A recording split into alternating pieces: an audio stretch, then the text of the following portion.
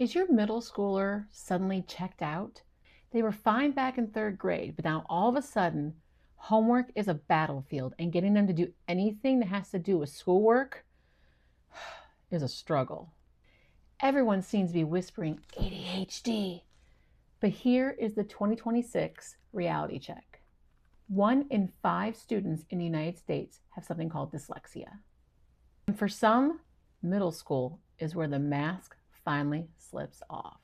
And for today, we're going to talk about the 5 warning signs that consistently get mislabeled as a lack of attention or focus, but it might actually be dyslexia. Hello, I'm Rebecca the Reading Hacker. I'm a neurodivergent former struggling reader, dedicated to helping others crack the reading code and find confidence in reading.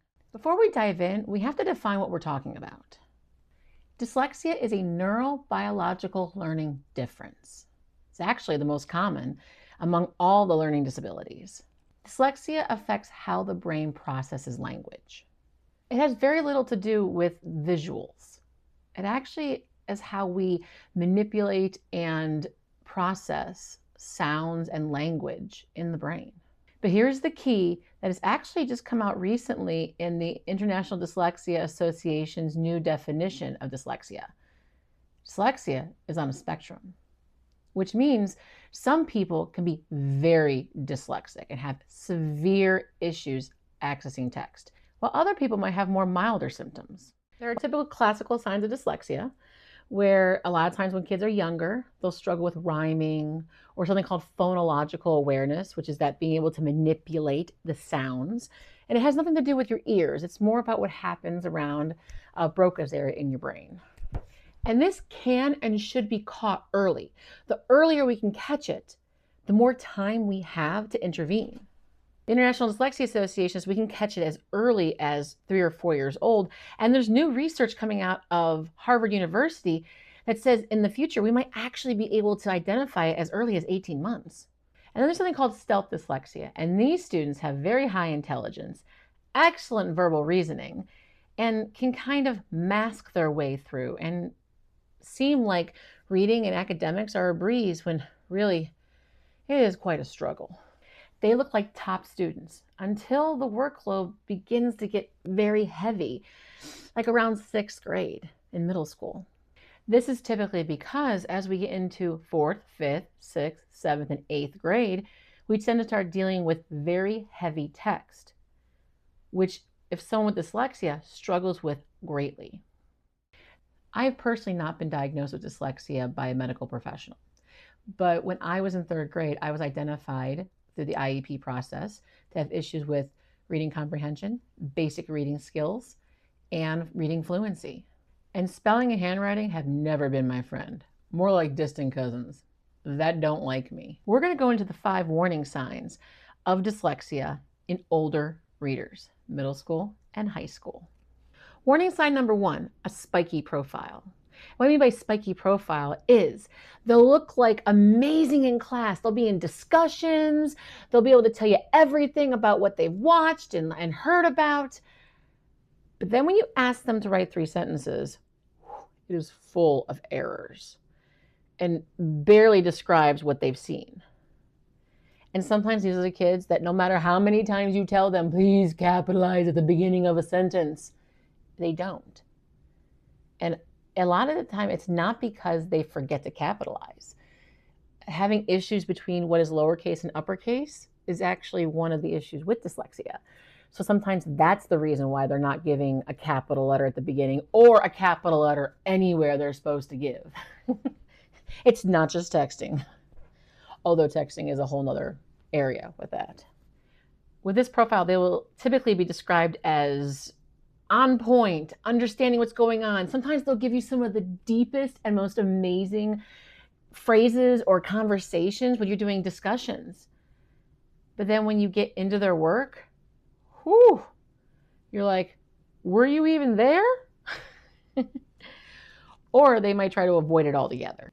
This is because there is a disassociation between language comprehension and orthographic mapping. Orthographic is, letter sound type things in the brain. Basically, their big picture ideas are very advanced, but the wiring that connects it to writing and letters and all those things is kind of a struggle.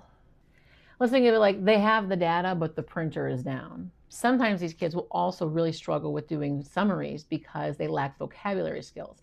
And it's kind of a misnomer that people with dyslexia have advanced vocabularies, because they do start off that way, especially if they listen to radio, songs, TV shows, audiobooks. Their listening vocabulary will raise quite significantly.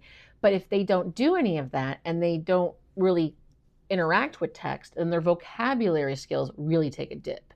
So that's one of the reasons why they'll really struggle with summarizing or writing, because they just don't have the words to be able to say what's going on.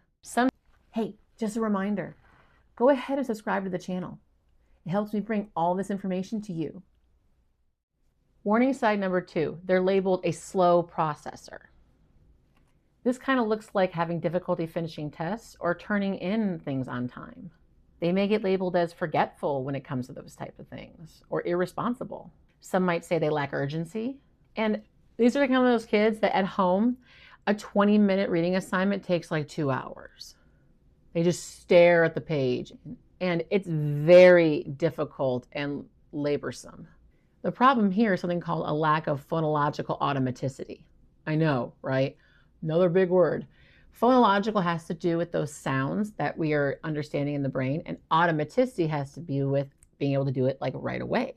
Well, for those with dyslexia, when it comes to meaning retrieval, it's a little slower. Let me give you an example, okay? Let's take the word bewildered, which usually means confused or wonder, okay? And if you use the word bewildered and they read that, what they have to do is you have to read the word, connect the letters and the sounds together, then go back into the brain and find the meaning, and then come back out. For them, the processing of that is slowed down, not just because of the letters and the sounds, but because they have to find the meaning as well as they're going in their brain. And all this happens within like split seconds in the brain. But for people with dyslexia, their processing is just that step behind. So it takes them a little longer. It's like using the 90s dial-up internet in a high-speed world. I tell you, Gen Z, you don't know. You don't know. And then this takes us into warning sign number 3. Extreme mental fatigue. Kind of like that 3 p.m. crash. And this can look like total emotional or physical collapse at the end of the day.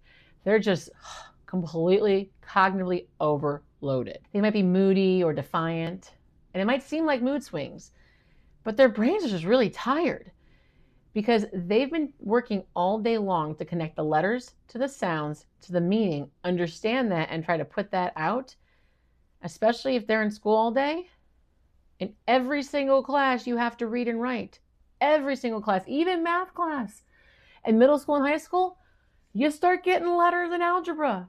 I remember thinking, wait a minute, what are these letters? They're following me now. What do I do? Some people with dyslexia will just zone out in class. They might start doodling all over their paper. They might just kind of fade out. They might even just pick up something else and start doing something completely different. And in this day and age, we all know they look down at their phones. This cognitive overload really makes a lot of kids seem like they're lazy, or they don't care, or they're not paying attention, which they're probably not paying attention because they're completely overloaded. Just something to keep in mind. Every single time somebody with dyslexia comes into your classroom, they're having to work almost double to triple time that a neurological brain is, because they have to make all those connections in the brain, and those connections are not what they should be. Warning sign number 4, guessing at big words. This is a characteristic that ADHD readers share with dyslexics. Think of it, reading the word environment for envelope.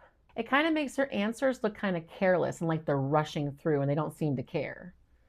Especially since a lot of us with dyslexia and ADHD have extremely bad handwriting. So it looks like we didn't put any time in whatsoever, when really we put so much time in, and then we kind of forget to keep going.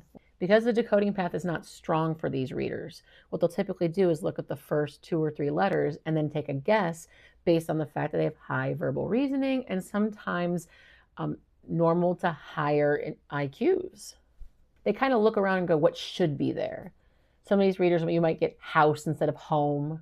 Remember, they're focusing so hard on breaking down the words and what's going on that their working memories are kind of not looking at all the small, like little details. So sometimes they'll guess words that you're just like, how did you even connect that?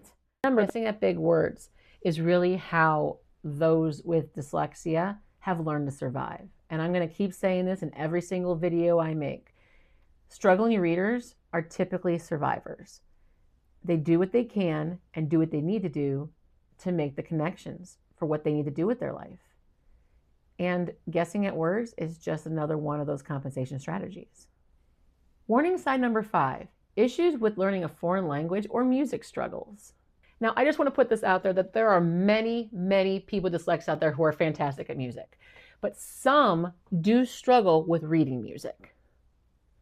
All right, for the same reasons that they struggle with reading letters, okay? The notes represent the sounds and having to do that automatically. And as anybody who has played an instrument knows, when you look at the notes, you have to be able to go at a quick pace to be able to play the instrument and so forth.